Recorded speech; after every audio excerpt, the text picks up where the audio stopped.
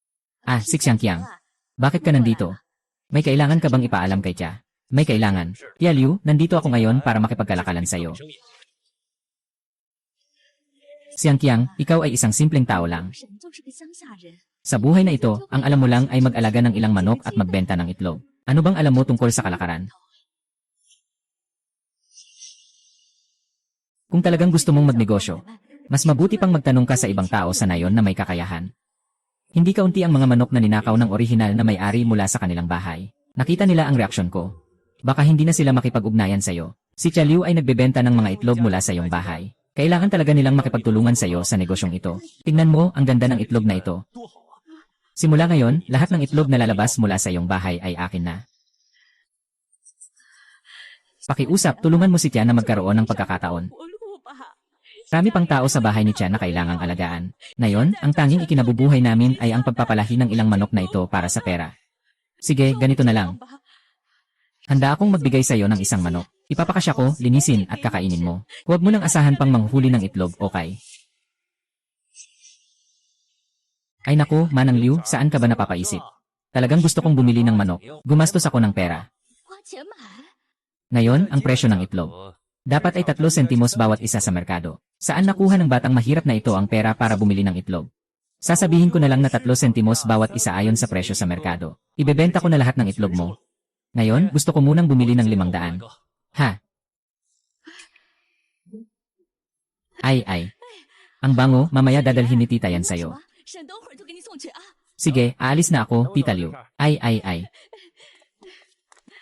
Talaga bang bumuti na si Xiangqian? Hanyan, lumabas ka na. Hey, andito na. Kamusta? Bakit may nilulutong manok pa dito sa kawali? Yung manok, ako ang bumili. Kahapon isda, ngayon naman iba naman ang lasa. Si Xiangqian, madalas nang nananakaw ng manok sa bahay ni Tita Liu. Yung mga itlog, hindi naman siguro gagamitin para manghutot sa pagtulong. Tita Liu, tingnan mo ang payat mo.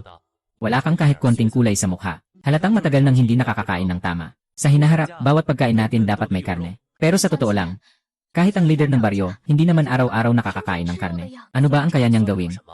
Maniwala ka sa akin, Hanyan. Di magtatagal. Siguradong magiging mas maganda ang buhay natin kaysa sa buong baryo. Baka maging pinakamahusay pa tayo sa buong bayan. Sa tuwing si Xiangqian ay nangako ng ganito, hindi lalampas ng 3 araw. May manghuhutot na darating at sasalakay sa bahay.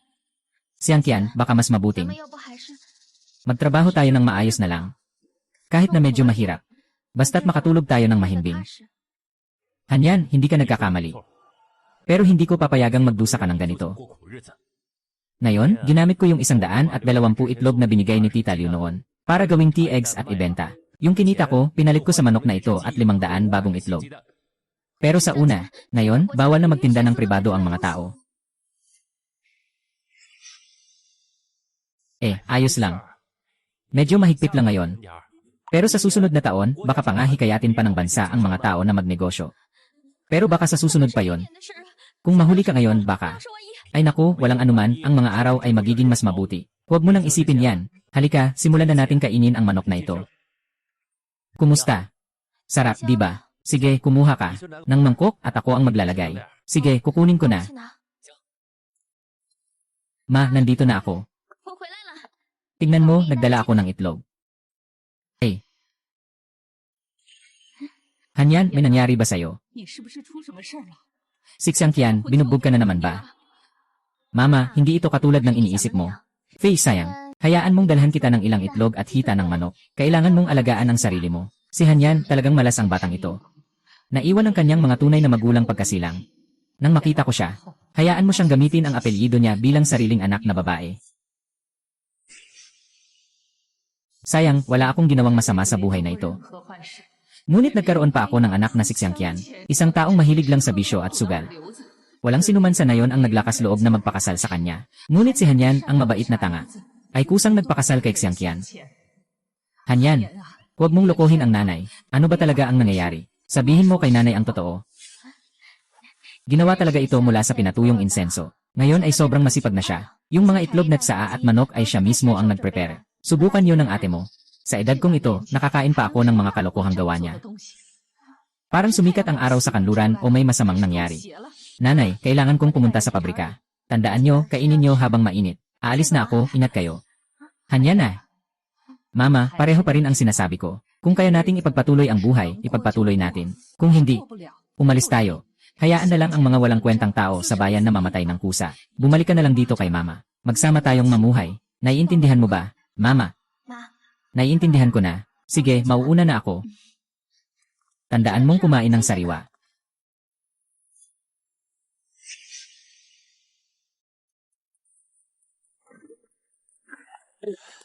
Uy, mga kapatid. Gusto ko lang sanang magsalita. Ngayon, ang ating tea-egg ay hindi nakikipag-ayos sa presyo. ₱1 ang benta sa bawat isa. Okay, pangalawa. Dapat tayong maging magalang sa iba. Kung sakaling sumabog ang sabaw sa kanila, ganyan. Kailangan ng taos pusong paghingi ng tawad. Pwede nang magbayad ng ilang itlog na tsaa. Naiintindihan na walang pera, huwag mag-alala. Nasa isip na namin yan. Huwag kalimutang ibigay sa akin ang ₱4 ha. Ayos lang, huwag kang mag-alala. Trabaho na.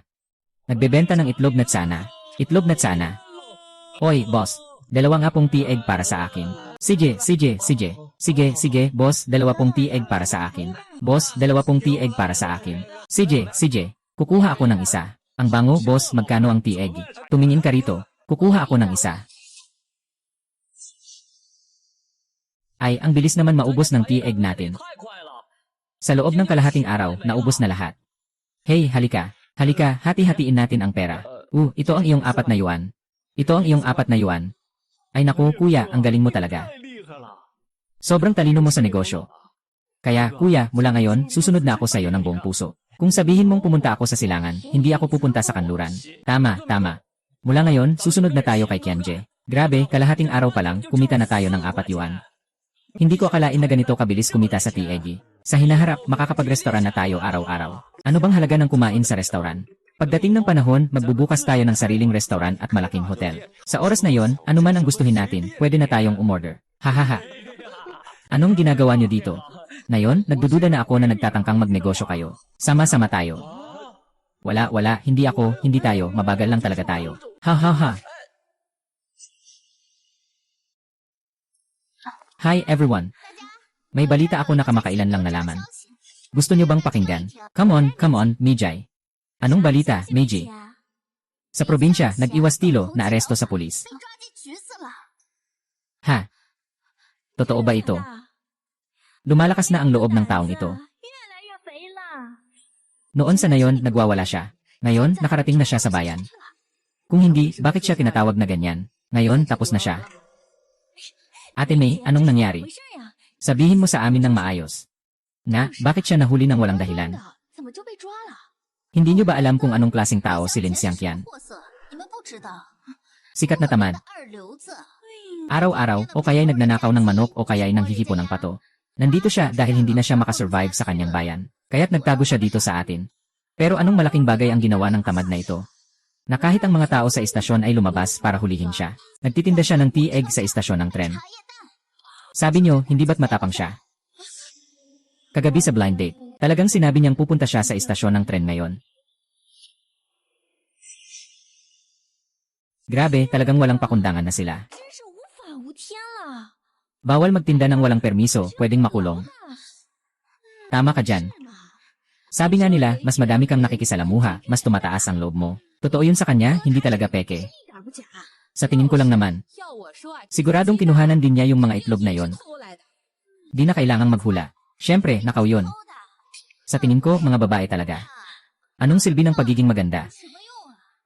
Dapat pang magpakasal sa isang tapat na tao, yun ang tama. Kung hindi, magkakaroon ka ng masakit na karanasan.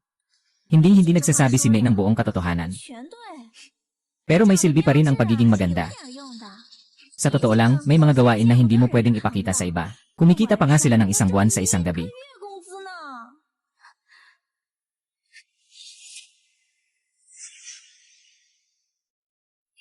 Ay. Tumigil ka. Anong ginagawa mo? Kumusta, kasama? Pupunta ako sa isang tao. Ang pangalan niya ay Lin Xiangqian. Walang ganitong tao dito. Huwag na dito magtagal. Kasama. Ganito kasi. Narinig ko na ngayong araw sa istasyon ng tren sa bayan. May nahuli na nagbebenta ng itlog na tsaa. Yung tao na yon ay maaaring asawa ko. Gusto kong pumasok para makumpirma kung siya nga. Kahit sino pa siya, hindi ito basta-basta pwedeng pasukin. Umalis ka na agad.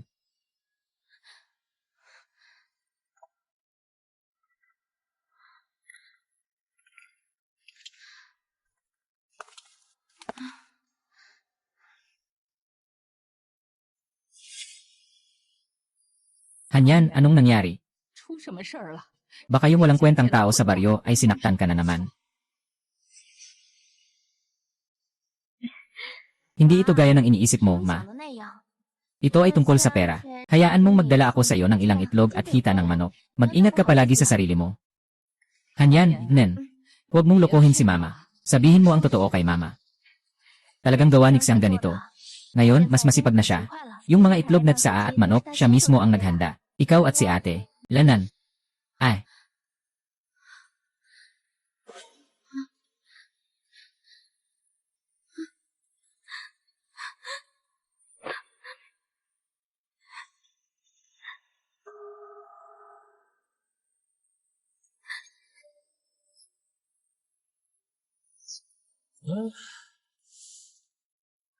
Ay. Ay, Kuya Kian. Talagang naligaw tayo sa sitwasyong ito. Sobrang nakakainis. Oh. Huwag mong kalimutan, ha? Nakakainis na. Ay. Kailangan kong malaman kung sino ang ulat na yon. Talagang paparusahan ko siya. Ay naku, huwag nang tumingin. Panatilihin mo ang puso mo na kalmado. Sinabi ko na noon pa. Kung may mangyaring masama, nandito ako para sa inyo. Kaya huwag nang magpanggap si kuya. Pera natin sa pagbebenta ng tea-eggs. Nakuha na nila lahat. Ikaw, relax ka lang. Bakit kayo nag-aalala dito? Huwag kang mag-alala. Mamaya, tiyak na magiging magalang sila sa atin. Baka nga ay alagaan pa tayo ng masarap na pagkain at inumin. Lene, kung hindi, 3 tao kayong tumayo. Ay, kalma lang.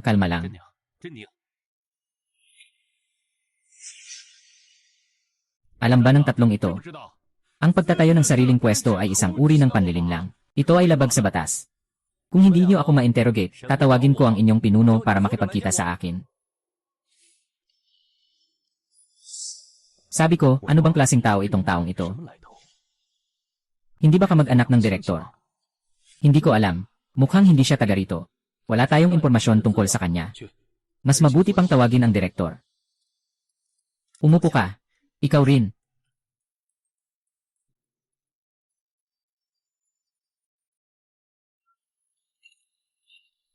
Director. Oh, Director. Ang apelyido ko ay Fan. Kung gusto mo akong makita, ikaw ay.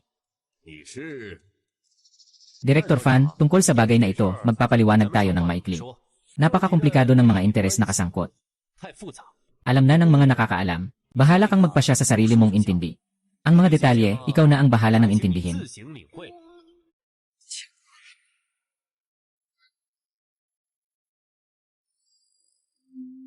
Ha, si Ginoong Linlin ay. Tinatawag akong kapatid niya, ha? Parang hindi ito simpleng usapan lang, ha?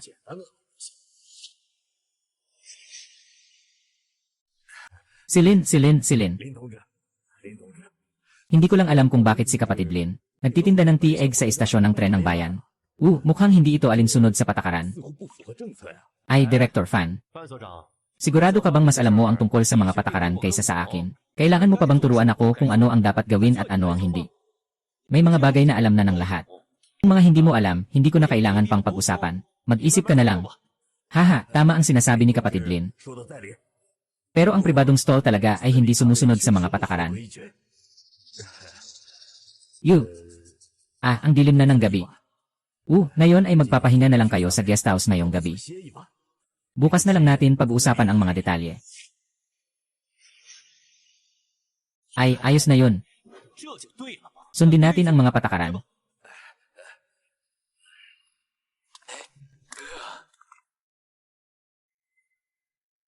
Kuya, astig. Tama, Director Fan, hindi lang tayo pinagalitan. Kahit na dapat silang pakainin ng masarap at inumin ng mabuti. Kianje, binigyan mo sila ng pampatulog. Ay, anong nangyayari? Huwag magmadali, bukas malalaman mo rin, matulog ka na.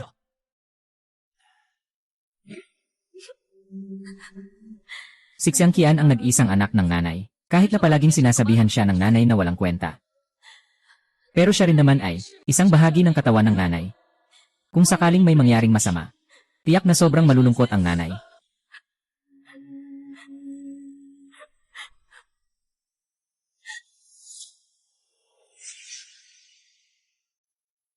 Lanan. Malakas na suporta sa pag-unlad ng pribadong ekonomiya. Malakas na suporta sa pagpapatakbo ng mga individual na negosyante. Ito. Ang swerte naman. Halos nagkamali ako kahapon, grabe.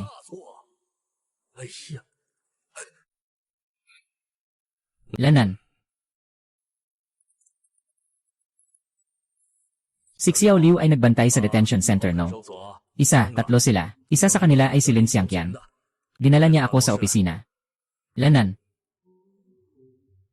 Lanan. Dinala ng pinuno. Lanan.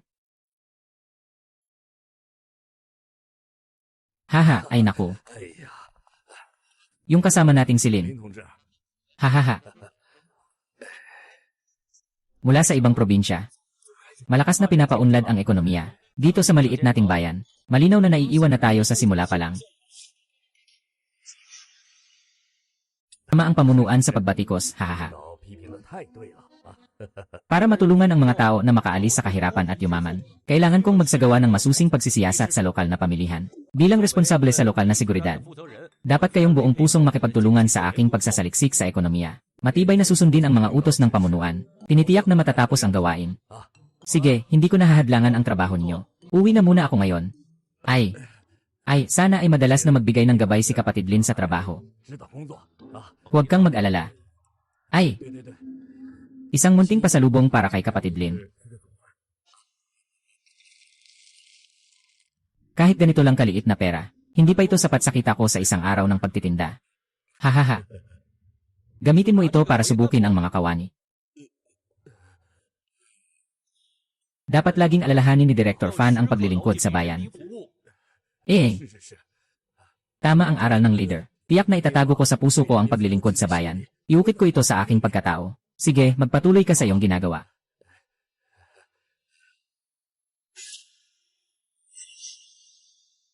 Ayos lang. Haha. Bata pa lang ay may napakalaking hinaharap na. Lanan. Hanyan. Bakit ka nandito? Xiangqian, ayos ka lang ba? Narinig kong nahuli ka.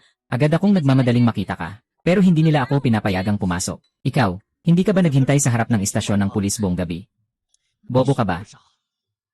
Ano bang nangyari sa akin? Tayo tatlo ay masaya at komportable sa loob. Talagang kapatid na babae. Mas komportable dito kaysa sa bahay. Napakamagalang ng mga staff kapag nagsasalita. Tama. Pasensya na. Dapat ikaw ang humingi ng tawad sa sarili mo. Paano kung magkasakit ka sa ganitong malamig na panahon? Nasa loob tayo, hindi tayo tinatangay ng hangin. O nababasa ng ulan. Bakit ka nag-aalala ng walang dahilan? Pasensya na, humarap ka. Talagang nagmamadali ako, kaya...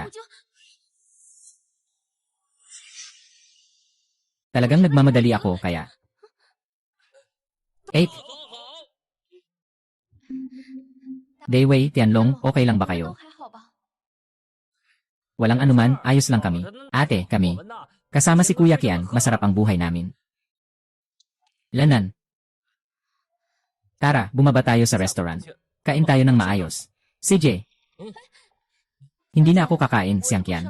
Nag-request lang ako ng kalahating araw na leave sa pabrika. Kailangan ko nang bumalik sa trabaho. Yung trabaho pa ang pag-usapan dito. Hindi ka pa natutulog ng maayos magdamag. Mahirap yan, hindi pwedeng walang tulog.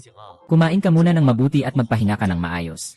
Pero may mga patakaran ang pabrika. Anong pabrika yan? Kahit na umalis ka, hindi ba pwedeng magsara ang pabrika? Sige na, makinig ka sa akin. Magpahinga tayo ngayon.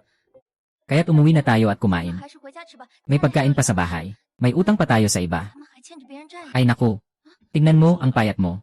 Dadaling kita para makabawi ka ng mabuti. Kumain tayo sa labas, magkarne tayo. Sige, tara. Isang malaking hiwa ng karne, please. Isang mapo tofu pa, 80 centavos. 50 centavos, 5. Itlog na may kamatis. Isang yellow river carp pa, 30 centavos. Isa 0 pirasong puting manto, 70 centavos. Sige, hintayin mo lang. Masyado nang marami ang 20 centavos. Talagang hindi mauubos ang pagkain. Ayos lang. Masaya naman tayo ngayon. Kung hindi mauubos, pwede naman nating ipabalot at dalhin pa uwi, di ba? Grabe, ang flying mautay ay asyam lang isang bote. Mahal talaga ang mga bagay sa mga mamahaling kainan. Isyam pa ang alak, sayang naman. Mas mabuti pang bumalik na tayo at kumain. Yung mga in-order nating pagkain, baka hindi pa naluluto. Sasabi ako sa waiter na huwag nang lutuin. Uy, ang Fishan Maotay ay ₱1 lang bawat bote ah. Ang liit ng presyo nito. Kung bibili ka kayo ng 6 na bote, abutin ka ng 54.22 bilyon. Ang market price ay 410,000 lang. 24 bilyon. Mayroon akong 25,000 bote. Uy, waiter. Pakilagay na ng isang bote ng Fishan Maotay. Sige po. Uy, waiter. Bigyan mo ako ng isang bote ng Fishan Maotay. Sige po. Ay, ang galing ni Kuya Kian, ang astig niya. Talagang mataas ang klase nitong setup na ito. Salamat. Nalimutan ko na may isang ulam pa palang hindi ko na-order. Kuha kayo ulit ng isang sauce. Gusto ko ng sizzling pig liver at malaking serving. Sige po, sandali lang. Hintayin mo, kakain pa ako ng maraming pig liver. Salamat ah. Kuya, binilhan kita. Wag na. Bago kumain, magsalita muna tayo ng maayos. Mag-set tayo ng maliit na layunin. Kumita muna ng 20,000. CJ, ano ang gagawin ni Liu kung hindi siya kumita? Boss, magpatuloy ka sa kita. Kung may kakayahan ka, gawin mo na. Ayos lang. Tagay.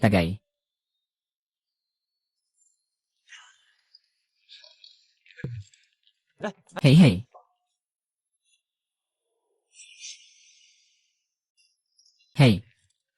Hey. Wala ka bang kaunting pakialam? Hindi pa kumakain si ate. Kayo na ang kumain. Oh. Magsimula ka. Wala. Walang anuman, Dawei at Qianlong, huwag kayong masyadong magpakabait. Kumain lang kayo. Paano naman yun, ate? Ikaw ang dapat unang kumain. Dapat ay ikaw ang mauuna. Ay naku, Hanyan, dapat talaga ay ladies first. Siyempre, ikaw ang dapat unang kumain. Kung hindi, makikita ng iba. At sasabihin na hindi kami tatlong lalaki marunong. Tama ba? At saka, Hanyan, napakaganda at mabait mo. Paano mo naman kami papayagang umalis na gutom? Kumain ka na, bilisan mo. CJ. Hanyan. Ang ganda ng iyong ngiti. Kahit na may ilang mga bituin sa Japan na hindi kasing ganda mo, mag-smell ka pa sa hinaharap. Gusto ko talagang makita kang ganyan.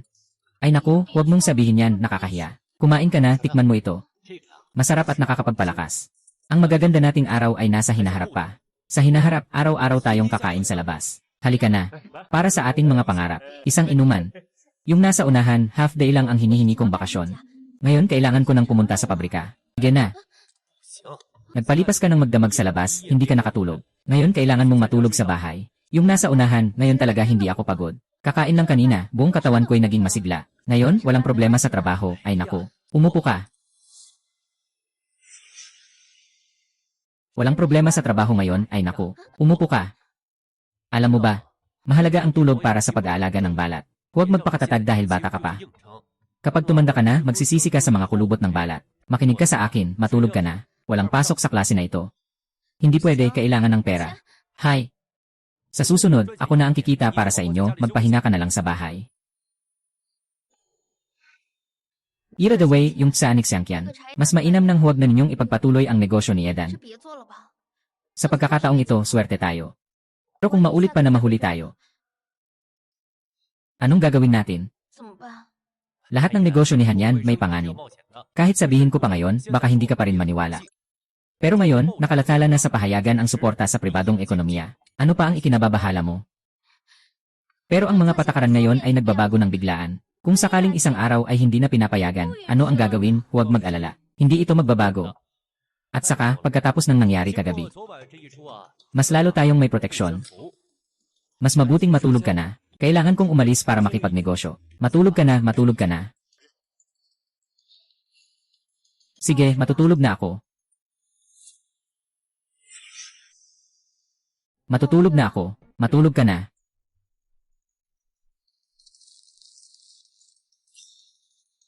Noon ay nakabili tayo ng 77. Kumain tayo. Gastos ng 11.4. May natira pang. Pangbili ng itlog, 3 piraso kada kilo.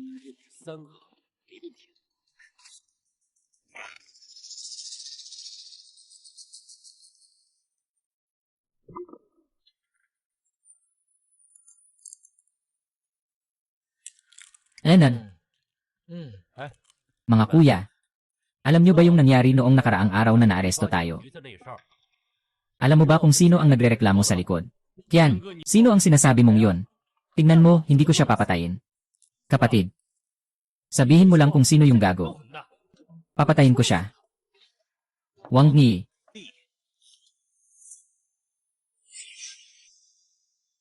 Sabihin mo lang kung sino yung gago. Patayin ko siya. Fang Bihong. Si Wang Lihong ay talagang anak ng isang asong bastardo. Tingnan mo, hindi ko siya papayagang mabuhay. Itong asong ito, sarili niyang buhay ay masaya. Ngunit hindi makatiis sa kasiyahan ng iba. Nakita na ang negosyo natin sa T-Egg ay umuusad. Itong asong ito ay nag-isip ng mga masamang plano. Brother Kayang, itong salot na ito ay hindi na tayo pinapansin ng isang araw o 2 araw. Matagal ko nang gustong sapakin siya. Sawa na rin ako sa mukhang yon. Pero may mabuti tayong ama. Ang anak na yon, ang tatay niya ay ang hepe ng bodega ng bigas sa ating nayon. At ano naman kung ganon? Anong halaga ng hepe ng bodega? Sa barangay Wagang, sino ba ang kinakatakutan natin? Tama, sa bawat pagkakataon, parang may masamang balak ang hayop na yon sa kanyang manugang. Napakamura, dapat na siyang ayusin. Sinasabi mong bugbugin ang batang ito. Magandang sako, sa isang lugar na walang tao, iwanan siyang giniginaw at ipasok ang pera sa kanya. Tama.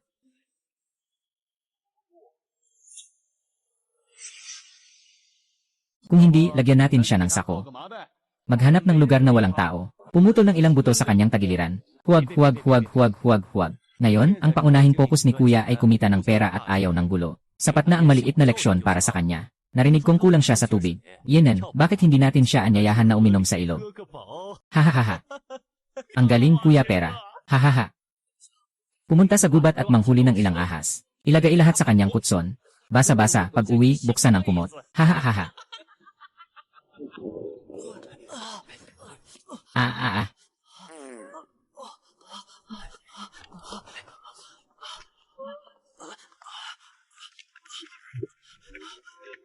Sandali lang, mga kapatid. May mas magandang ideya ako.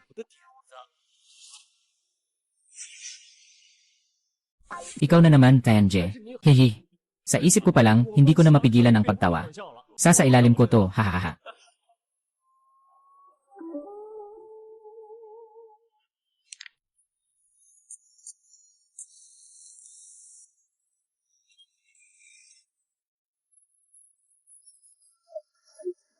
AJ, sobrang taas ng galaw mo.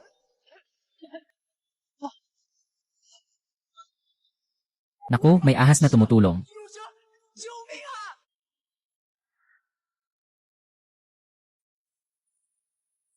Bro, bantayan mo ako. Sulong. Bakit ang dami mong nainom ngayon?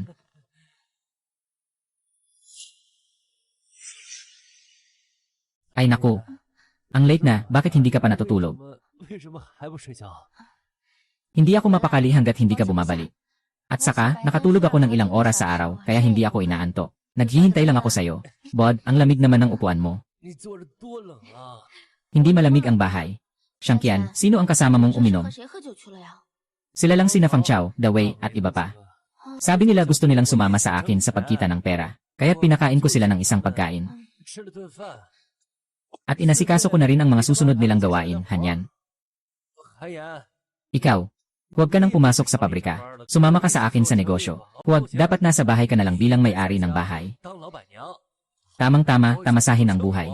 Ako na ang mag-aalaga sa'yo, okay lang ba? Gusto ko talaga ang trabaho ng pag-ikot ng sinulid. Sulong. Masaya ako na kumikita ka.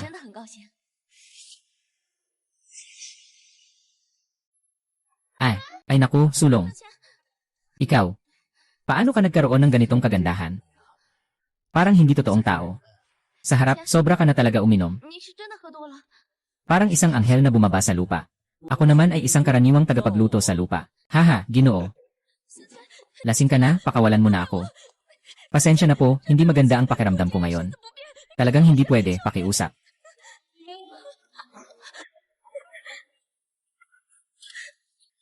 Magkita tayo. Hindi talaga pwedeng magkita ngayon. Pwede bang sa ibang araw na lang? Kailangan kong siguraduhin magkakaroon si Hayan ng matiwasay na buhay. Napakahirap ng mga pinagdadaanan niya. Talaga. Lanan, tama ang lasa sa tingin ng kuya na ito. Malasa pa rin ang adobo ko. Ganoon lang ang itlog ko. Sasakay na lang sa labas para makakain. Sa bahay, lagi kong ginagamit ang adobong quenelle na itlog para sa pulutan. Hindi namin sariling tanim ang quenelle na itlog. Kuya, ituring mo itong itlog na ito bilang paunang pagkakaibigan namin. Tara, uminom ka ng tubig. Kuya, paano kita tatawagin? Kapag may oras ka, turuan mo ako tungkol sa mga sikreto ng pugo. Ang apelyido ko ay Jin, pati mga kapitbahay tinatawag akong Kuya Jin. Kumusta, Jin? Ako si Lin Xiangqian. Pwede mo akong tawagin Qianzi o Xiangqian. Sa totoo lang, wala namang espesyal. Matagal na kaming nagnenegosyo sa aming lugar. Hindi katulad ng inyo na nagsisimula pa lang. Yenen, ako rin ay nagmula sa puok ng mga magsasaka. Nagsimula akong mag-alaga ng manok. Ngunit kalaunan, napagtanto kong mas kumikita sa pag-aalaga ng pugo. Ano ang mga benepisyo ng pag-aalaga ng pugo kumpara sa manok? Xianzi, bilangin mo nga. Sa 1 metro kwadrado, pinakamataas na 8 manok ang maaring alagaan. Ngunit sa pugo, kayang magkasya ng 120. Ang laking pagkakaiba. Ang pugo ay pwedeng alagaan sa kulungan. Ang kulungan ay kayang ipatong ng 6 na layer. Bawat kulungan ay may 20 na piraso. Kaya't ito ay 120 na piraso. Sa 100 square meters, madali lang mag-alaga ng higit sa 10,000. Sa parehong 100 square meters. Kung manok ang aalagaan, hindi ito possible. Talagang makatwiran. At saka, tungkol sa itlog. Ang manok ay naglalagay ng 1 piraso sa isang araw sa pinakamarami. Ang pugo ay makakapag-itlog sa loob ng 15 oras. Nasabi ng mga eksperto na ang itlog ng pugo ay parang ginseng ng mga hayop. Mas masustansya ito kaysa sa itlog ng manok. Marami. Ano bang kinakain ng mga pugo? Pinapakain lang sila ng mais at feed. Hindi naman kalakihan ng pugo. Kumakain lang sila ng mga 0 gramo bawat araw. Ay naku.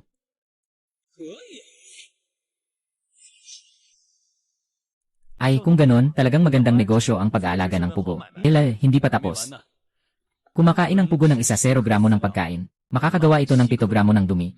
Ang dumi na ito ay talagang mataas ang demand bilang pataba. Lahat sa nayon ay nag-agawan para dito. Ang dumi ng pugo ay talagang nagiging kapaki-pakinabang. Itlan at mabilis lumaki ang pugo. Sa loob ng 40 araw, makakapanganak na ito ng itlog. Bawat isa ay kayang maglayang ng 500 itlog sa isang buhay. Pagkatapos nito, bababa na ang kanilang produksyon ng itlog. Tama lang nakatayin at ibenta ang karne. Talagang kayamanan ang pag-aalaga ng mga pugo. Ngunit ngayon, kulang na kulang ang mga itlog ng pugo para ibenta. Lumalago ang kabuhayan ng mga tao. Hindi lang dapat busog. Kailangan din ay masarap ang kinakain. Sabihin ko sa iyo, itong itlog na ito, pwede pang gawing dilatang itlog na maasim, pang snack, nakakasama pa. Kapatid Jay, gusto ko ng maliliit na bola. Mga quail egg na nakapak sa hinaharap. Pero mga paborito sa supermarket at snack shop. Hindi lang iyon. Kahit sa mga malalaking restaurant at hotpot shop, hindi ito nawawala. Kapatid na Kiang, seryoso ka ba? Ang mga bagay na ito ay kwentong pwedeng pakinggan lang. Yung maliit na lugar nyo, hindi kasya ang maraming tao. Saan mo sila ilalagay? Huwag na muna yan, pare, sa akin yon. Kuya Kiang, magkano ang presyo ng manok na pang-uko? 1.5 mao bawat isa. Sige, magpa-reserve ako ng 30,000. Kuya Jin, ang galing mo talaga. Sa mga manok pa lang, 3,600 na ang gastos. Hindi pa kasama ang lugar, kulungan at pagkain. Paano kung talo tayo? Kung sakaling maging successful tayo, babawi tayo. Ito. Ang batang ito, mas matapang pa kaysa sa nakatatanda kong kapatid noon. Noon kasi, hanggang 600 lang ang kaya kong alagaan. Kung nagsimula ka ng 30,000, matagal ka ng yumaman. Maaga kang yumaman. Haha. Pero si Jin, wala akong kapital o lugar ngayon, tingnan mo ito. Walang pagmamadali. Nagsisimula ka pa lang, maghanap ka muna ng lugar. Basta maayos ang lugar, wala nang ibang problema.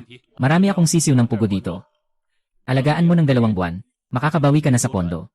Mag-settle tayo sa oras na yon. Ayos na pagkasunduan na ito. Salamat, Jinje. Sige, ganito na lang tayo. Sige, mauna na ako. Okay, Kianje. Kung hindi tayo makahanap ng tamang lugar, lahat ng usapan ay walang saysay. Naalala ko, yung malaking bodega sa nayon, mga 300 metro kwadrado iyon. Bagay na bagay yon para sa pag-aalaga ng pugo. May mga benta bang ganung kulungan ng pugo? Yung sinasabi mong espesyal na kulungan, kailangan reserve. Wala tayo niyan dito. Ganun ba? Bigyan mo na lang ako ng kettle. 1 sabon at 6 na mangkok ng snow cream. Toothpaste, toothbrush, rubbing board, towel, at scarf. At fruit candies, tama ba? Yun lang yun. Ilalagay dito. CJ. Ang laki ng gastos nito ah. Bumili ng ganito karami. Siguro mga ilang daang piso ito, mga ganon. Halos kalahati ng isang buwan mong sahod yan. Akala ko pang babae lang to. Sobrang alaga niya sa asawa niya. Sobrang swerte niya nang ikasal siya sa kanya. Lanan. Sige na, umalis na tayo. Sige, salamat ha.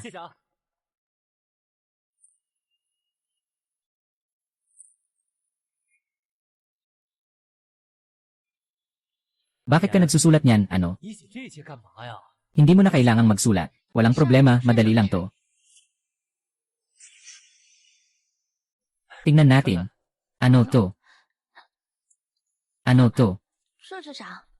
Nagdadagdag ng mga gamit pang araw-araw. Tingnan mo. Ito ay isang thermos. Wala tayong kahit anong panglagay ng mainit na tubig. Bilang isang babae, dapat kang uminom ng maraming mainit na tubig. At ito, bagong tuwalya ito. Yung sa atin, matagal ng kalbo, wala nang natirang hibla. Matagal na itong dapat palitan. At saka ito. Ay naku, talagang kulang ang mga mangkok namin. 3 mangkok lang ang ginagamit namin 2. Kadalasan, hindi kami makapagpalitan sa pagkain. At ito, mga snowflake cream at sabon. Lahat ito ay para sa mga babae. Hindi ko rin alam ang mga ito.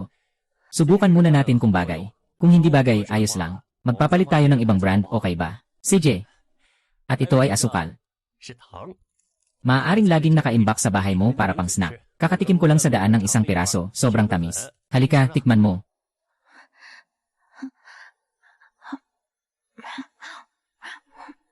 Anong pakiramdam? Ang sarap, di ba? CJ. Ang tamis, sobrang sarap. Nagigising ka ng maaga araw-araw. Bumili ako sa iyo ng scarf. Makakatulong ito para medyo mainit. Lanan. At saka. Itong ointment. Nakita ko yung sa katawan mo. Yung mga sugat mo kasi. Sigurado akong magagamit mo ito. Kung alam lang ni Mama na talagang gumaling na si Xiangqian. Hindi na tulad ng dati na araw-araw na uminom at magulo. Gaano kaya kasaya yon? Hanyan. Sabihin mo lang sa akin kung ano man ang nasa puso mo, huwag kang umiyak. Wala. Hanyan, alam ko na sobrang pinahirapan kita noon. Pero yung mga bagay na yon, lahat yun ay tapos na. Sumpa ko, simula ngayon magbabago na ako ng tuluyan. Gusto kong gawing pinakamasayang babae ka sa mundong ito. Mangyaring maniwala ka sa akin. Mangyaring maniwala ka sa akin. Lanan. Naniniwala ako sa'yo. Jikyang Je. May nangyari, malaking problema. May nangyari sa Tianlong. Si Wang Yongliang ay may kasama at pinalibutan ang Tianlong. Sabi ni Wang Yongliang, nakahanap siya ng mga saksi at ebidensya. Pinipilit nilang si Tian ang nagsabit na ang ahas ay si Tian ang naglagay. At sinasabi nilang pinatatakot ni Tian ang anak niya hanggang sa magkasakit. Kailangan bayaran ng pamilya ni Tian ang damage. Ngayon, buong pamilya ni Tian ay natakot na. Anong nangyayari dito, Xiangqian? Anong nangyari? Huwag kang mag-alala. Si Tian ay kakilala ko. Kailangan kong pumunta para tingnan siya. Huwag nating hayaang saktan siya, Ginoo. Sulong. Sabi ko na. Wala akong pagkakamali. Bakit ko dapat isisi sa akin ang ugali ng anak mo sa pagluluto? Anong karapatan mong isisi sa akin? Zhao Tianlong, pinapayuhan kita na maging maingat. Ilagay mo ang kutsilyo. Huwag kang magmalupit sa harap ko. Ikaw ba ang nagpalabas ng ahas? Sino ang maniniwala, tanging ikaw lang sa baryong ito? Sino pa ba ang gagawa ng ganitong kasuklam-suklam na bagay? Marami namang marunong humuli ng ahas. Bakit ako ang kinagat mo? Bakit? Kasi likas kang tamad at walang kwenta. Sino ba sa bayan ang hindi nakakaalam? Palagi kang gumagawa ng mga kalokohan. Na-diagnose ang anak ko na may mataas na presyon ng dugo. Sabi ng doktor, kailangang uminom siya ng gamot habang buhay. Gamot lang, kailangan ng 980. Kailangang sagutin ng pamilya niyo, Zhao.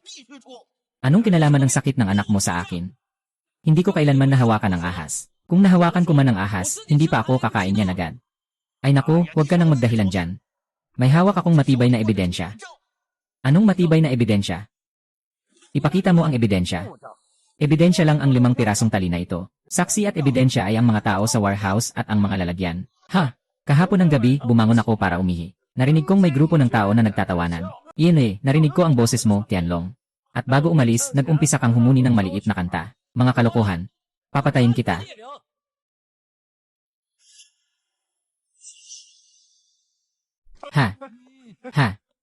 Oh. bumangon ka na. Saktong-sakto ang pagdating mo, Lisiksi. Kung hindi ka dumating, magpapunta na sana ako sa'yo para mag-usap. Wang Yuliang, saan mo nakita na may snails na may ahas? Si Tang Hujin mismo ang nakakita ng personal. Nung narinig ni Tang Hujin na may kumakanta. Nung narinig na may tumatawa. Anong nangyari? Hindi kaya may batas sa baryo na bawal tumawa at kumanta? Bago ang pag-alis. Hoy, dayuhan, anong ginagawa mo dyan? Kahit hindi ka si Qianlong, ikaw pa rin ang gumawa niyan, gago. 5 ahas na makakalusot sa kama ng anak ko. Malinaw na may taong sadyang naglagay niyan, ha? Lalaki, kung may ebidensya ka, ipakita mo. Kung wala, umalis ka na. Umalis ka na. Umalis na kayo dahil ang inyong mga butil ay nabubulok na, natural na may daga. Kung gusto ng mga ahas na kumain ng daga, saang bahay sila pupunta? Pupunta ba tayo sa bahay niya? Para lang mag-aral. Tama ang sinasabi mo. Sa buong nayon, sila Wang Yuliang ang may pinakamaraming supply ng pagkain. Kamakailan lang, nakita ko na ang mga butil sa kanilang bahay ay nag-umpisa ng mabulok. Nakakabahala habang tayo ay nagugutom. Sobrang dami ng pagkain nila, nagiging amag na. Tama nga. Narinig ko na. Sinasabi nila na 2 beses silang kumakain ng baboy sa isang linggo. 2 beses sa isang linggo kumain ng karne. Diyos ko, hindi ko nga kayang isipin yan sa panaginip. Linlin, may pera ba? Zhao Tianlong, kung hindi ka matalo sa 980 na to ngayon, babasagin ko ang bahay nyo. Basag ang kamay mo, kakain ka pa. Naghihintay ang kaso sa korte. Sinasabi ko sa'yo, kung ilalagay mo ang makamandag na ahas sa kama, yan ay pagpatay.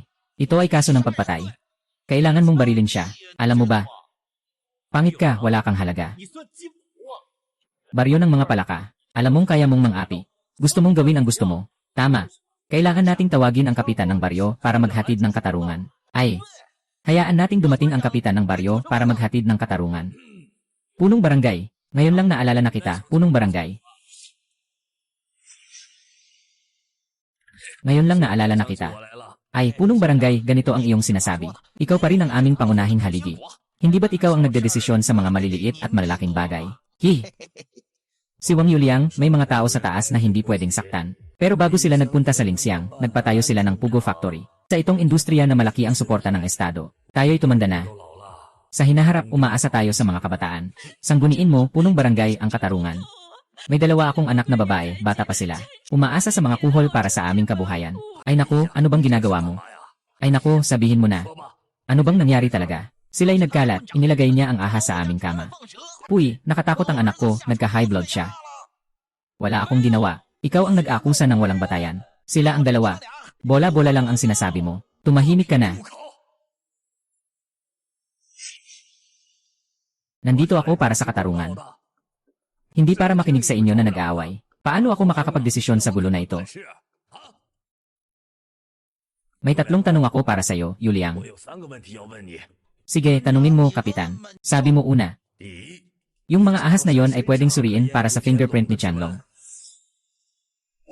Paano mo masusuri ang fingerprint sa katawan ng ahas? Tinanong kita, may mga fingerprint ba ni Qianlong sa 5 ahas na yon? Paano ko alam yon? Nagmamadali ang mga ahas sa kama. Kahit na meron, baka nawala na yon. Hindi ito tiyak. Walang ganon. Wala nga. Pangalawang tanong. May nakakita ba talaga? Si Qianlong ba ay talagang naglagay ng ahas sa iyong higaan? Natutulog na ang lahat sa kalaliman ng gabi. Sino ang makakakita niyan? Pero si Tang Hujin. Talagang narinig ang tawa ni Qianlong. Ang tanong ko ay kung may nakakita ba talaga?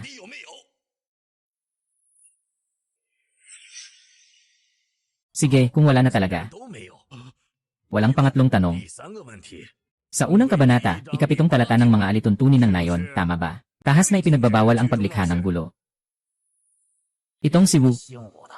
Maliwanag na pinapaboran ang grupong ito ng mga walang silbi. Tinanong kita, nakasulat ba sa mga alituntunin ng nayon na bawal ang magtipon-tipon at gumawa ng gulo? Sagot mo sa akin. May nakasulat.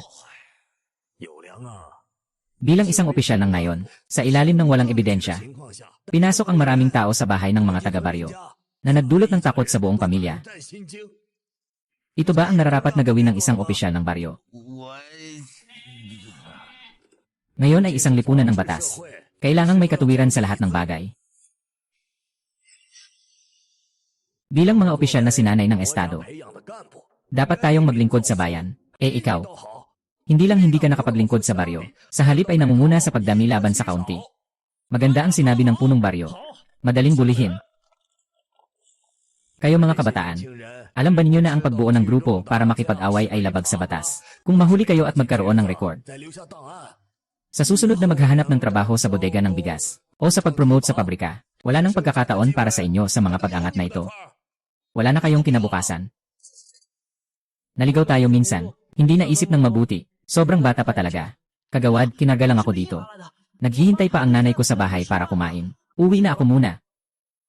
Ay, umalis na, umalis na. Anong tinitingnan mo? Umalis ka na at magpakasaya sa sariling asawa mo. Tama na, wala nang anuman. Magpatuloy na kayo sa mga ginagawa nyo. Siyempre, ikaw ang malaking tulong sa aming pamilya. Ay naku, gising na kapatid na babae. Bago na ang panahon, hindi na pwede ang mga luma at tradisyonal na gawi. Sige na, ayos na. Ito ay bahagi ng aking tungkulin. Bumalik ka na at kumain. Ingat ka. Paalam, Kapitan. May tanong ako, kuya. Bakit parang ngayon lang nagsalita ang leader natin para sa atin? Lene. Dahil nag-aring ako ng lugar para mag-alaga ng mga quail. Mas mahal pa ang renta ko kaysa sa renta sa bayan ng 3 pulgada. Ha? Angkian, ang galing mo, hindi ka sumugod sa away ngayon. Tanga lang ang gumagawa niyan. Gusto ko lang makita yung pagkapikon ni Fang Yuliang habang kinakain ng paniki. Hahaha. Hey Hanyan. Lanan, sino sa tingin mo ang nagpakawala ng ahas? Hindi ko alam. Sila talaga ni Tianlong ang gumawa niyan. Aha. At saka, itinulak pa namin yung batang iyon sa dumi. Hahaha. Hey Hanyan. Hayaan mong tulungan kitang lagyan ng gamot ang sugat mo. Kaya ko na ito, huwag kang mag-alala. Bakit ka pa mahihiya sa pagitan ng mag-asawa? Alam mo naman na nakita ko na ang lahat sa'yo. Oh, tama pala, Hanyan. Bukas ng umaga, kailangan kong pumunta kay Lao Jin para umorder ng 30,000 na sisiw. Kailangan kong sumakay ng tren buong araw. Siguro, makakabalik ako sa gabi ng makalawa. Lanan. Sa ngayon, maganda ang negosyo ng mga tea-eggy. Bakit pa tayo mag-aabala sa pag-aalaga ng mga pugo? Ang mga pugo, mga buhay na ito. Paano kung magkasakit sila?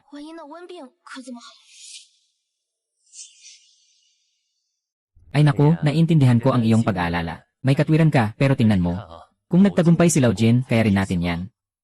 Hindi naman tayo pwedeng umatras dahil sa panganib. Sa katunayan, laging magkasama ang panganib at gantimpala. Tama ba ako? Sige, tama ka sa sinabi mo. Pero kailangan ng malaking puhunan para sa mga sisiw ng pugo, di ba? Hay! Huwag kang mag-alala. Nakaplano na ang lahat. Sinasabi ko, kailangan munang mag-ipon ng sapat na pera bago kumilos. Mawawala na ang pagkakataon. Tama ba? Noong nakaraan, kinuha niya ang kalahating buwan kong sahod para bumili ng mga paninda sa ibang lugar. Nangako siyang babalik sa araw na yon. Nawala siya ng 7 o 8 araw. Nang bumisita ang mga tao mula sa kasino, doon lang namin nalaman na muli siyang nagdala ng pera para magpusta. Tuloy. May punto ka. Kaya dapat bumalik ka ng maaga. Huwag magtagal sa labas. Ay, may maganda akong asawa sa bahay. Saan ako magtatagal sa labas? Siyempre, ayusin ko ang mga bagay at agad na babalik. Haha.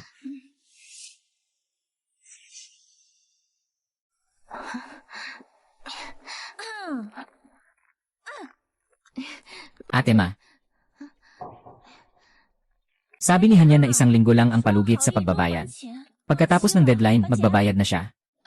Hindi pa bumabalik si Ate Ma, hindi pa niya nakuha ang pera. Pagbalik niya, tiyak na ibabalik niya sa akin, dadalhin ko na lang sa inyo. Hanyan, akala mo ba madali lang akong lokohin? Hanggang sa bagong taon, hindi pa rin siya nagpapakita. Kaya pa rin.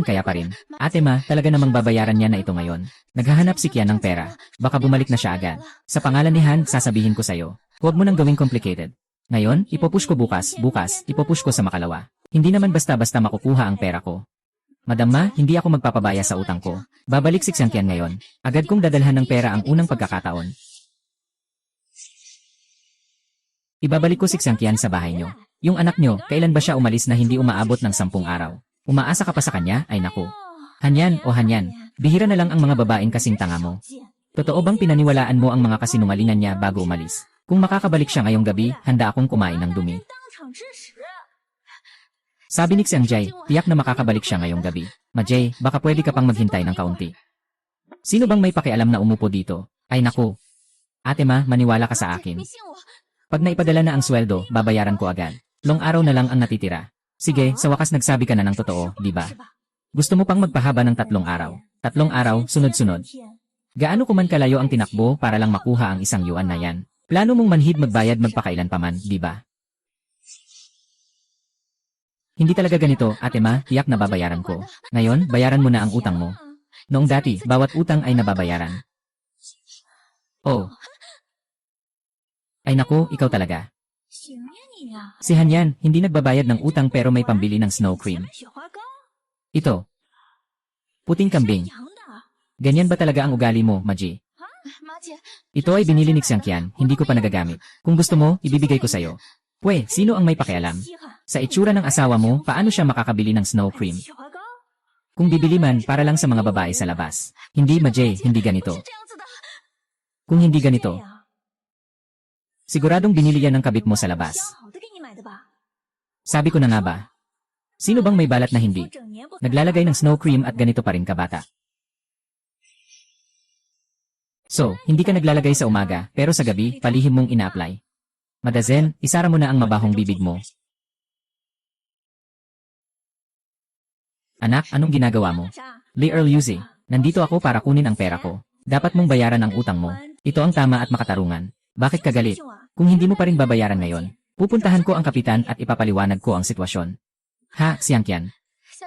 Si Ma ay nandito para kunin ang pera. Huwag ka nang maging impulsibo. Anong ibig sabihin ng hihingi ng pera? Hindi ba ako nagmamakaawa? Nandito ako para manghutot ng utang. Pasensya na, madam. Kasalanan ko ito. Mali ang nasabi ko kanina. Nandito lang sa lupa ang totoong pera ni Mada. Ikaw na ang magkuha. Madam, tutulungan kitang kunin ito. Hayaan mong siya mismo ang magputol. Sige, matapang kang makipag-away sa akin, ha? Hindi ko rin kayo pababayaan na talo. Kahit na umutang kayo ng kalahating baryo. Aayain ko na ang mga nagpapautang na pumunta rito. Tingnan natin kung paano kayo magpapaliwanag. Lene. Mga kasama. Tara na, lumapit na kayo. Si Li Erliuzi ay may pera na, magmadaling maghabol ng utang. Kung hindi pa siya dumating, ilang araw na lang ay mauubos na ang pera niya. Paano na ang kaunting pera? Mamaya, magsasama-sama ang mga taga-Bukirin. Anong pera ang ibabayad natin sa kanila? Huwag kang matakot, nandito ako. Ang mga tao mula sa labas ay lumalala na. Yung asawa niya, umutang sa atin pero ayaw magbayad. Ano sa tingin niyo ang nangyayari? Ano nga ba? Bumili siya ng snow cream. Ito pa rin ang puting kambing. Sinasabi ninyo na may ganitong lalaki na mayaman pero hindi nagbabayad ng utang. At saka, araw-araw ko nararamdaman ang amoy ng kanilang bahay na nagsisilab. Ang amoy na lumalabas ay either nilulutong manok o nilulutong karne. Sinasabi ninyo, sino ba ang nagbabayad ng pera sa mga bulaklak na ito? Lahat ito pera natin. Yung tamad na yun ay kumakain ng karne gamit ang pera natin. At binibili pa ng panggata sa asawa niya. Ganito ang tao, hindi talaga karapat dapat na maging tao. Mga kababayan, natural lang na kailangan bayaran ang utang, hindi ba? Mga kababayan, si Zero Dalawa Luzay ba ay nangutang sa atin? Kaya mga kababayan, si Lin Erliozi ba ay nangutang sa atin at hindi pa nagbabayad? Kaya ngayon, ano ang ibabayad? Kailan ito ibabayad? Sino pa ang nagbayad ng cash o iba pa? Noong nakaraang gabi, si Xiangqian ay dumaan at nagbayad. Napakamagalang pa niya. Nagbigay pa siya ng isang pakete ng candy sa aming anak. Ganon din sa amin. Noong nakaraang gabi, si Xiangqian ay nagbayad ng utang. Bago siya umalis, nagbigay pa siya sa akin ng 2 kilo ng karne. Tama nga. Noong nakaraang araw, siya ay nagbayad ng utang at umabot ito sa 7 yuan. Nagbigay pa siya sa akin ng 2 kilo ng magandang tsaa, di ba? Dapat lang, dapat lang. Si Xiangqian. Ano bang nangyayari dito? Sinabi ko na sa'yo dati, di ba? Ayusin ko ang mga utang. Bago ako umalis sa ibang lugar, naibalik ko na ang lahat ng pera. At nilagyan ko ng check ang bawat nabayaran. Ay naku, Xiangqian, napakamahiyain mo. Kung magkano ang hiniram, iyon din ang ibabalik. Sobrang labis na ang ibigay sa akin ng isda at karne. Na, alam naman na masama ang ngipin ng misis ko. Nagbigay pa nga ng isang malaking pakete ng peach crisp. Tama yan, mga kababayan lang naman tayo. Sino bang walang pinagdaraanan? Walang masama sa pagpapautang ng kaunti. Basta't ibalik mo lang ang utang. Bakit kailangan pang magbigay ng karagdagang interes? Isang barangay lang tayo, nag-iisa. Nagpautang lang ako ng 1 piso. Walang dahilan para paulit-ulit na magpahabol. Bakit ang ibang tao ay masaya pang ibinabalik ang pera sa atin at nagbibigay pa ng regalo? Samantalang sa'yo, ibinabato na lang nila ang pera sa lupa para ikaw na lang ang kumuha. Isipin mo nang mabuti kung may problema sa ugali mo. Itong pera. Gusto mo pa ba?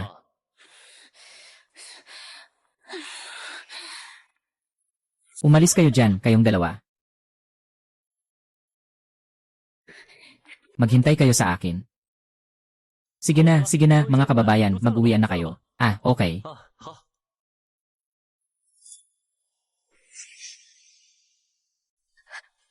Hanyan, may nakasakit na ba sa'yo?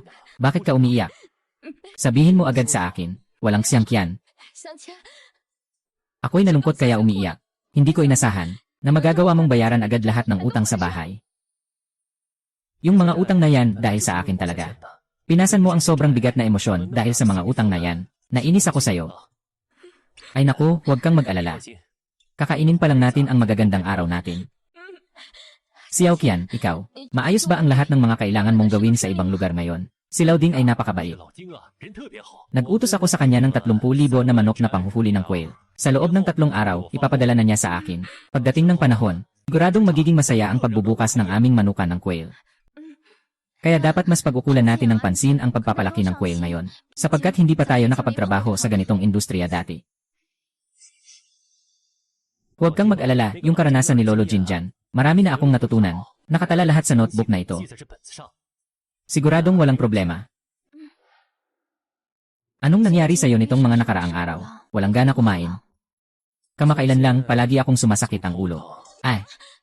Kailan ka nagsimulang sumakit ang ulo? Bakit hindi mo sinabi sa akin kung kailan nagsimula ang sakit? Ganoon ba kalala? Kailangan ba nating pumunta sa ospital? Kahapon gabi, hindi ka ba talagang masama? Sumasakit ang ulo. Kapag kumita na ako sa hinaharap, bibili muna ako sa iyo ng gintong singsing. Mas mabuti pang bumili ng gintong kwintas. Nang aasar na naman siksangkin sa akin. Sinasabi ko ito ng totoo. Kapag kumita ako ng pera, gusto kong punuin ka ng ginto.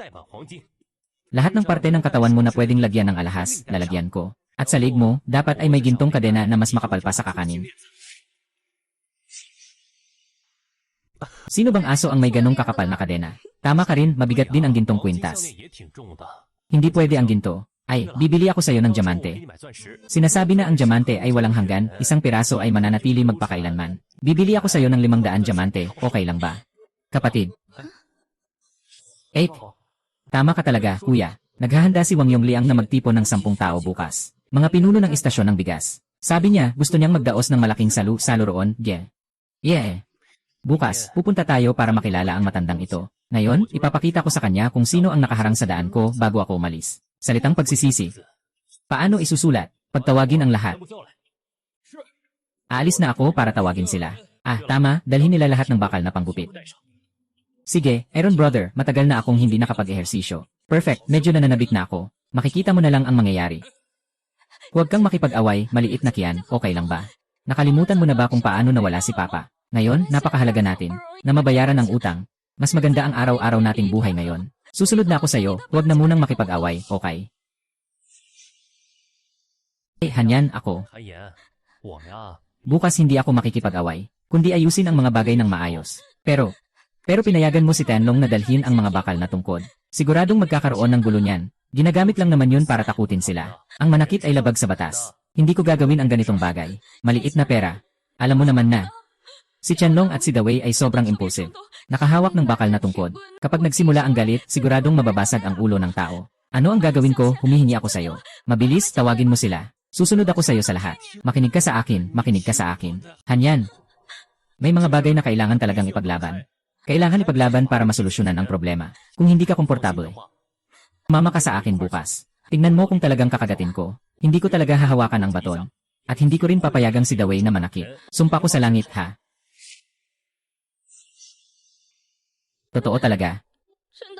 Mas totoo pa kaysa ginto. Sige na, matulog na tayo. Inuman tayo. Sige, inuman tayo. Yung pangalawang klase na to, gusto magtayo ng farm ng manok sa baryo. Puro na panaginip. Wala akong pagkain, Benny. Mumiti. Walang makakabili ng pagkain sa kanya. Wala siyang kahit half na pagkain o feed. Hayaan na lang niyang mamatay ng gutom ang ilang libong quail niya. Tiyak na si Wang Zuliang ang nasa likod ng lahat. Buti na lang, ang punta natin ngayon ay para ayusin ang problema. Hindi para makipag-away. Kung maaari, huwag tayong makialam. Huwag mong takutin ang asawa ko.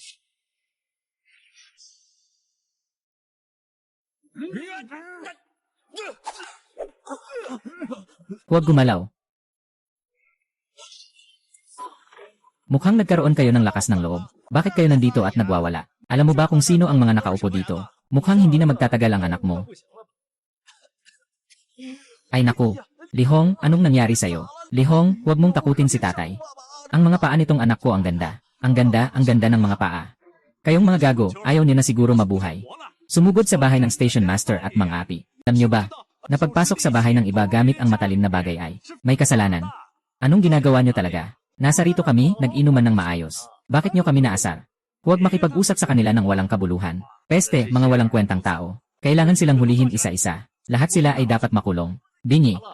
Tinutukoy ko kayo. Mayabang ba kayo at kailangan ng leksyon? Bakit kayo pumasok dito? Anong balak niyo? Gusto ba ninyong manakit o pumatay?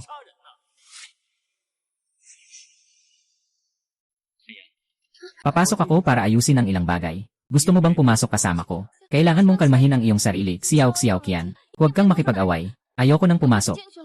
Huwag kang mag-alala. Hindi siya makikipag-away kung hindi siya sinaktan. Tingnan mo, ilang mangkok lang ang nasira. Ay. Gusto mo bang makipag-away o pumatay? Ay. Hey, ikaw na silin na walang kwenta. Ikaw ang nagpasimula sa mga walang hiya na ito, di ba? Tama. Hindi ba't patas ito? Hindi ba't pinapahirapan mo rin ang mga kapatid mo? Sa lahat ng paraan, di ba? Ang ilan sa inyo ay talagang sayang ang pagkakataon na maging artista. Para lang labanan ako, si Lin Xiangqin. Nagsikap kayong gumawa ng mga kasinungalingan. Talagang nakakagulat.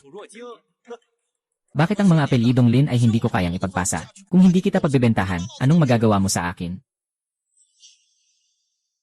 Tama iyon. Kayo ang mga namumuno, may kapangyarihan at impluensya. Ngunit ako, si Lin Xiaoqian, ay hindi madaling maapi. Kung hindi mo ako bibigyan ng magandang buhay, hindi rin kita bibigyan ng kapayapaan, hanggat magkasama kayong kakain. Handa akong sirain ang inyong salu-salo. May lakas kang magmatigas. Ngayon ay isang lipunan na pinapatupad ang batas. Pero hindi ka pa rin matitinag, gago. Haha, sige, magpapakita tayo kung sino ang matibay. Sa araw na to, papatayin kita, gago. Ingat ka, ate. Oy. Ay naku, ang dami mong dugo. Ay naku, tatay, ikaw ay dumudugo. Ay naku, uff. You. Xiangqin, naglakas loob kang manakit. Wala akong ibang magagawa kundi ang tumawag ng pulis para arestuhin ka. Tumawag ka ng pulis, bilisan mo. At isama mo na rin ang punong bayan, para makita ng lahat. Kung paano ako pinahirapan ng mga batang ito na walang galang, hanggang sa ako'y magdugo at masaktan. Ngayon, kailangan niyang makulong ng matagal. Hindi ako titigil hanggat hindi siya nakakulong. Lene. Sa kabila ng lahat ng sinasabi mo, sa wakas ay nagpasya kang tumawag ng pulis. Hoy, huwag mo akong hawakan. Ang sugat na ito at dugo ay mga ebidensya. Dumating na sila. Hayaan mong makita nila kung gaano kalaki ang dugo na naputol ko. Ay, huwag mo akong hawakan. Lumapit ka at tingnan. Oh, tingnan mo. Si Lin Xiaoqian mula sa inyo, sa baryo, ay talagang may lakas ng loob na manakit. Sobrang walang pakundangan na ito. May karapatan ka pang magsalita. Ikaw pa ang mag-iingay dyan. Walang mali sa sinasabi nila. Ganyan talaga ang nangyayari. Walang kailangang itago. Sige, tapos na. Wala ka ng ibang gustong ipaliwanag. Tapos na, nasabi na lahat. Baka nga ang batang ito ay nainom ang utak niya. Kahit isang depensa ay hindi masabi. Mukhang marami kang sinasabi. Kahit walang dahilan, nag-aaway ka pa. Ngayon, nakatayo ka na, tahimik ka na. Alam mo ba kung paano ipaglaban ang sarili mo? Sige, sabihin mo nga, bakit ka pumunta sa bahay ng iba para sirain ang mga bagay? Ayaw niyang ibenta sa akin ang mga butil. Sobrang halata na gusto lang niyang mamatay ang mga quail kung libo-libo. Mamatay sa gutom. Ano nang pakialam ko sa pagkamatay ng iyong pugo? Ito ay isang lehitimong bodega ng bigas. Hindi ito pribadong bodega ng bigas ng pamilya Lin. Paano mo maaring kunin ang gusto mo? Bakit ka pa nagtatakip ng masama? Para hindi ibenta sa amin ang bigas ng ibang bodega sa mga nayon. Kailan ko ba sinabi na huwag silang magbenta sa inyo? Iyan ay usapan ng kanilang nayon. Wala na silang sapat na bigas para sa kanilang sarili. Saan ka makakakuha ng maraming bigas para ibenta sa inyo? Itong grupong ito ay walang katotohanan. Akala nyo ba lahat tayo ay mga tanga? Hindi nyo ba nakikita na ikaw ang may kagagawan? Tumigil ka na sa pagsasalita. Hindi ka dapat nagwawala dito, may magandang asal ka. Mag-usap tayo ng maayos. Huwag mo nang ipagagalit ang sarili mo. Importante ang kalusugan. Talagang labis ang ginawa bago umalis. Babalikan ko siya at hihingin niya sa iyo ang isang garantiya. Pabayaran niya rin ang lahat ng gastos mo sa gamot. Ayaw ko ng kahit ano. Gusto ko lang siyang mapauwi na nakaupo sa kulungan. Para masira niya ang kulungan. Lanan. Kanino-kanina nag-report ng insidente? Kawani ng pulis. Ako ang nag-report. Sabihin mo sa amin kung ano ang nangyari. Mister, tingnan mo ang mga pulis. Kakakain lang namin.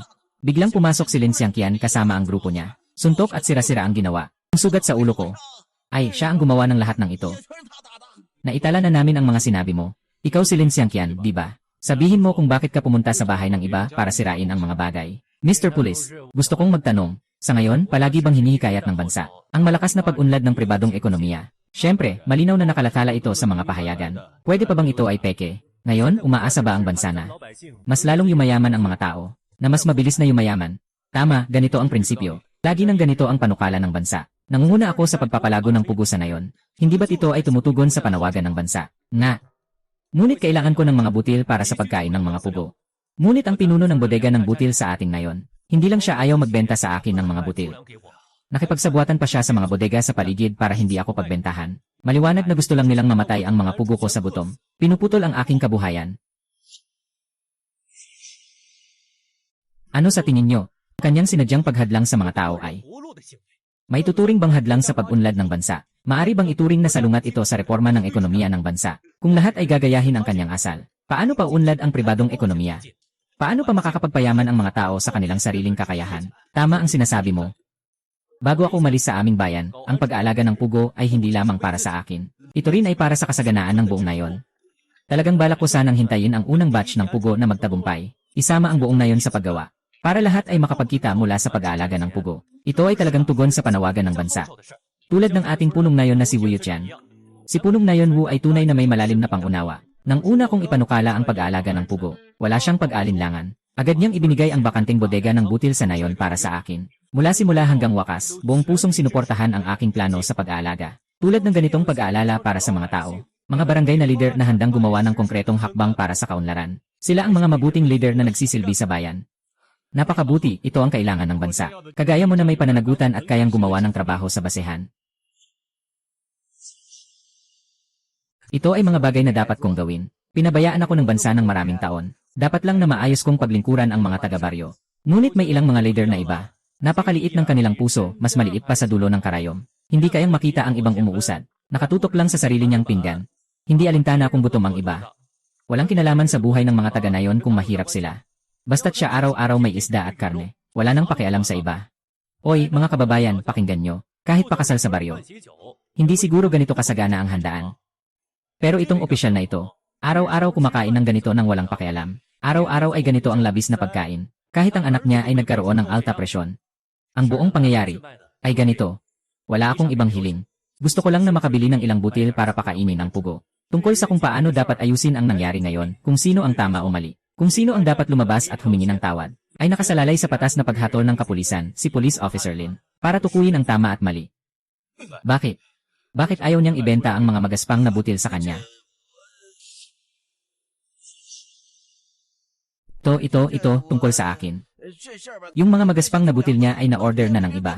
Sino ang nag-order? Sabihin mo ang pangalan, pupunta ako ngayon para beripikahin. Gusto kong makita kung sino ang may ganitong malaking order, na makaka-order ng ilang toneladang magaspang na butil ng sabay-sabay. At kayo pang 15 tao. Hindi ko mapaniwalaan na ang mga grain station sa bawat nayon nyo. Hindi pa nga nila maipon kahit kaunting butil ng bigas. Paano na? Gusto nyo rin bang makipagsabayan sa patakaran ng Estado? Nakakasagabal sa pag-unlad ng pribadong ekonomiya. Hindi namin magagawa, hindi talaga namin magagawa. Ay, wala talaga. Sa baba, si Hao Zhuang, palagi kaming unang tumutugon. Hindi namin kailanman hahayaang mapag-iwanan. Dahil ganito ang sabi ng mga pulis. Simula ngayon, hindi lang sa barangay Wagu, kundi pati sa mga bodega ng mga butil ng mga baryo namin. Pinipili namin ang pinakamagandang kalidad upang unahin ang supply sa mga pugaran ng pugo. At mayroon ding 30% na kita sa pagbebenta ng butil. Huwag na kayong kumita sa bahaging ito. Diretso ninyong ibenta sa pugaran ayon sa halaga ng pagbili ng butil. Ay. Halaga ng pagbili, halaga ng pagbili.